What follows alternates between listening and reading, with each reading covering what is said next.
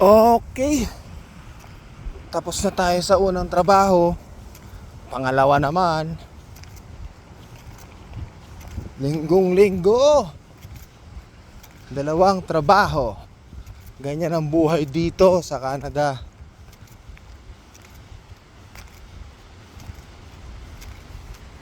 Pero okay lang kasi walking distance lang naman from doon sa pang-umagang trabaho ko. Mga 14 minutes, 15 minutes walk papunta doon sa restaurant na pangalawang trabaho ko. Tsaka isa lang naman amo ko dyan. So yung boss ko doon, tsaka boss ko dito, isa lang. At yung ginagawa ko dito sa pang-umaga, yun yung mga tinitinda doon sa restaurant.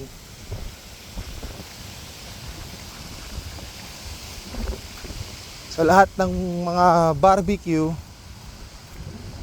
na tinitinda doon sa grill restaurant na pinagtatrabahuan ko, ako ang gumagawa lahat doon sa isang pwesto. Yung pwesto na yon, take out na hot pot yon. So mga tinitinda doon hot pot, puro take out nga lang, walang dine in. Kaya yun, para mas maximize yung space, syempre nagbabayad ng renta yung amo. Doon ako gumagawa ng lahat ng mga barbecue. Parang dalawang setup yung nandun sa loob ng take out resto na yun. Bakit di mo matatawag na resto kasi take out nga lang eh. Take out hot pot. Ayun. Ito naman, shortcut naman to papunta dun sa pangalawang trabaho ko. Yun nga lang, hindi tayo tatawid sa tamang tawiran. Kasi pagka nag tamong daan ako dun sa may pedestrian crossing, makapalayo ako, dun ako mapupunta sa unahan. So parang lumayo ako. Tapos yung isa namang pedestrian crossing doon pa sa pinakang unahan. Eh samantalang pagliko ko dyan, yun na yun, tatawid na lang ako.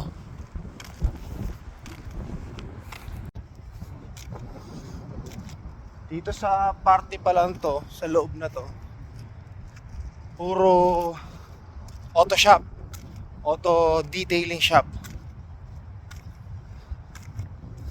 Pag weekdays, madalas ako may mga makasalubong na Pilipino dito, yung mga nagtatrabaho dito sa mga auto shop dito. Ito, basta itong buong street na yan, puro yan auto shop.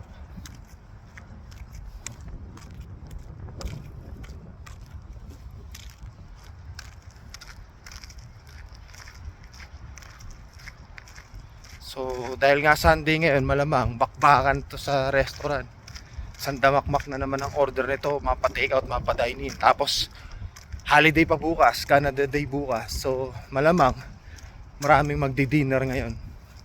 Yung restaurant kasi na yun, open siya ng dinner time. From 5:30 to 12 midnight siya open. Ayan. Bali, liliko na tayo dyan sa pakaliwa na yan. Kung tatawid tayo sa tamang tawiran, doon pa tayo sa pinakang unahan.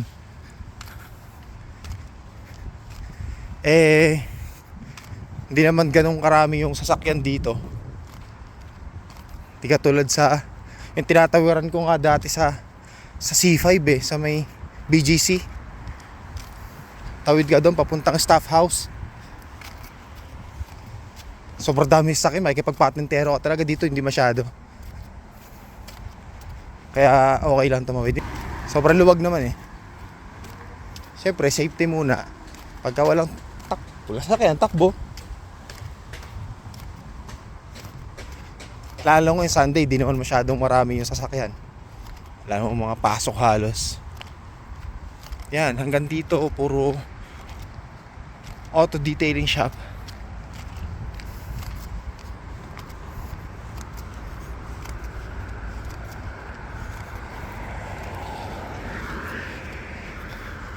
Yung sa kabilang kalsada, kung yung pinanggalingan ko doon sa una kong trabaho, Yun yung Gateway Boulevard. Then yung itong kalsadang to, yan yung Calgary Trail. Actually yung kalsadang yan, dire-diretso yan, Calgary Trail 104 Street yan, dire-diretso yan, pauwi na sa bahay. Mga 7 kilometers lang.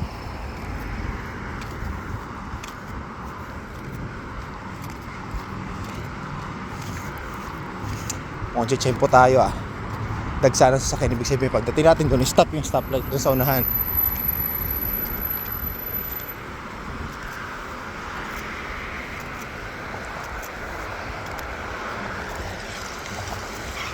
Yun, mukhang chichempo nga sana para sibat tayo agad. Whoop, whoop, whoop, whoop, whoop, whoop, whoop. Ayun, sakto. Takbo dudong.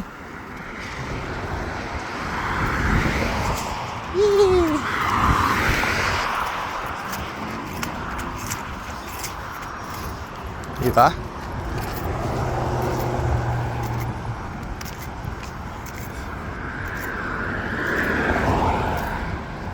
Malapit na tayo.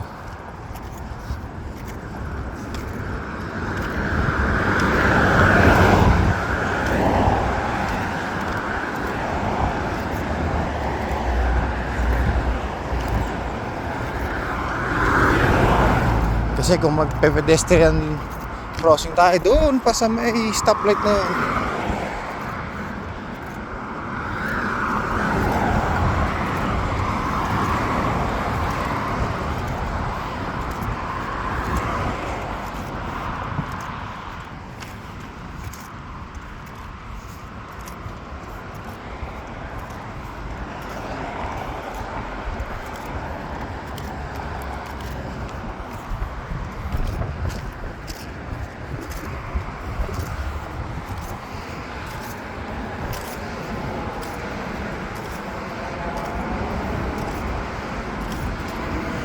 Hindi na lang.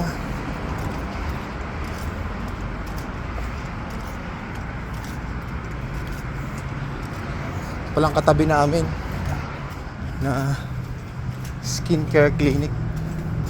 Mga Pilipino yung nagtatrabaho dyan. Alam ko yung may-ari niya Pilipino din, si Doktora. Nakausap ko na dati. Yan, mga Pilipino. Yan, nagtatrabaho dyan. Kaso close sila ngayon, weekend. Ito na tayo. Hello.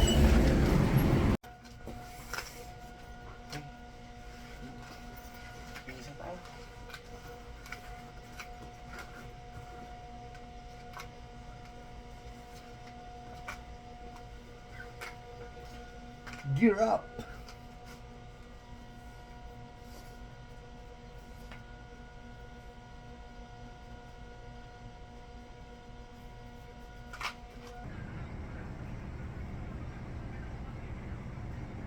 Bago pala mag-umpisa ang trabaho, kakain muna kami.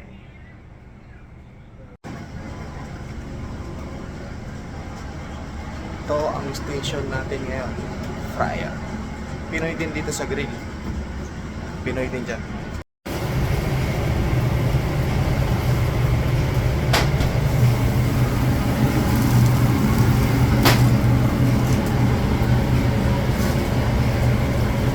Master Chef. Made in Canada.